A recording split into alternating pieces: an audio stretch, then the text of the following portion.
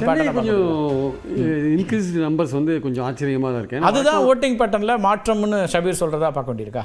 இல்லை அது ஓட்டிங் பேட்டர்னில் மாற்றம் கிடையாது. அதெல்லாம் வந்து இப்போ இதில் எஸ்ஐஆரில் வந்து இப்போ குறைஞ்சிருக்கு இல்லையா?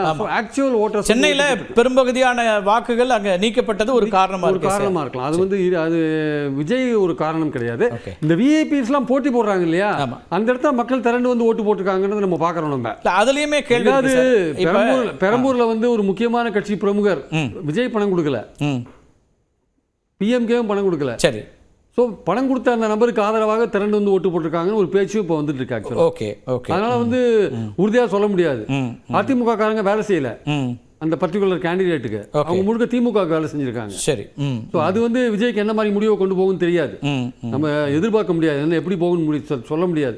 ஸோ அதனால இந்த பேட்டர்ன் வந்து it is not a new pattern, it is not at all due to Vijay. அதனால விஜய் அந்த ஹைப் இருக்குல்ல அவங்க பண்ற சோசியல் மீடியால, அதை நம்பி நம்ம வந்து விஜய் வேவ்னு ஒன்று இல்லைங்கிறீங்களா? நத்திங் சார், விஜய் வேவ் எல்லாம் ஒண்ணுமே கிடையாது. நீங்க 4ஆம் தேதி வேணா நம்ம பேசலாம், ஒரு வேவும் கிடையாது, விஜய் வேவ் எல்லாம் கிடையாது. இது யூஸ்வலாக அந்த எஸ்ஐஆரில் குறைஞ்சது ஒரு 40 லட்சம் எப்படி இன்க்ரீஸ் ஆச்சுன்னு உங்களுக்கு சொன்னல நான். இந்த வாட்டி 20 லட்சம் 25 லட்சம் மேலே சொல்லப்பட்டதெல்லாம் வந்துச்சு சார். என்ன சார் நீங்கள் சொல்கிறீங்க? இது விஜய் வேவ் பற்றி ஃப்ரண்ட் லைன்லேயே செய்தி விஜய் வேவ்லாம் சொல்லலாம் சார், சொல்லலாம் சார். சார் ரூரல் சைட்லலாம் ஒன்றுமே கிடையாது சார். நான் ஃபோன் பண்ணி நிறைய டிஸ்ட்ரிக்ட்ல அப்படி அதை இல்லை அதை மார்னிங் உங்கள் ஷோவில் இருக்கும்போது பல டிஸ்ட்ரிக்ட்ல நான் பேசிட்டு தான் பேசினேன், பல டிஸ்ட்ரிக்ட்ல பேசினேன். இல்லை சார், பல டிஸ்ட்ரிக்ட்ல பேசும்போது பல இடத்துல வந்தேன்னா யூத்ஸே கிடையாதுன்னாங்க, பல இதில் 10% யூத்ஸ்.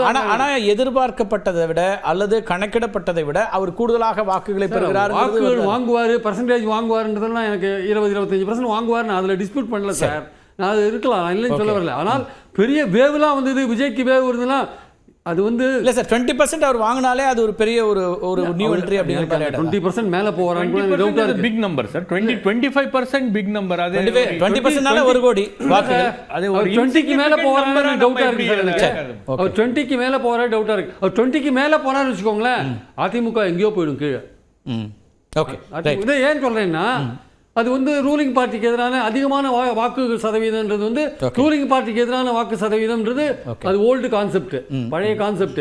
அது வந்து அதிகமான வாக்கு. இன்னொரு அம்சமும் இருக்கு. இப்போ நம்ம வாக்கு சதவீதம் கூடியிருக்குன்னு சொல்றோம், ஆனால் பெரம்பூர்ல கடந்த 2021 ஒப்பிடும்போது பெரிய டிஃபரன்ஸ் இல்லை. 3000 அல்லது 5000 வாக்குகள் வித்தியாசம் தான் கூடுதலாக வந்திருக்கு. இல்லை, நான் இன்னொன்று சொல்ல வந்தேன். ஆக்சுவலாக இப்போ அதிகமான வாக்கு சதவீதம் ஆளுங்கட்சிக்கு ஆபத்து அப்படின்னு சொல்றாங்கல்ல, ஆளுங்கட்சிக்கு ஆபத்துன்னே வச்சுக்கலாம் நம்ம. அப்போ அந்த ஆளுங்கட்சிக்கு ஆபத்தாக இருக்கும்போது எதிர்க்க இருக்கிற பார்ட்டிக்கு தானே ஓட்டு போகும். அது தவேகாவுக்கும் போகும், அதிமுகவுக்கும் போகும், நாம் தமிழருக்கும் போகும். அப்போ who is going to benefit? DMK தான் பெனிஃபிட் ஆகும் அதில்.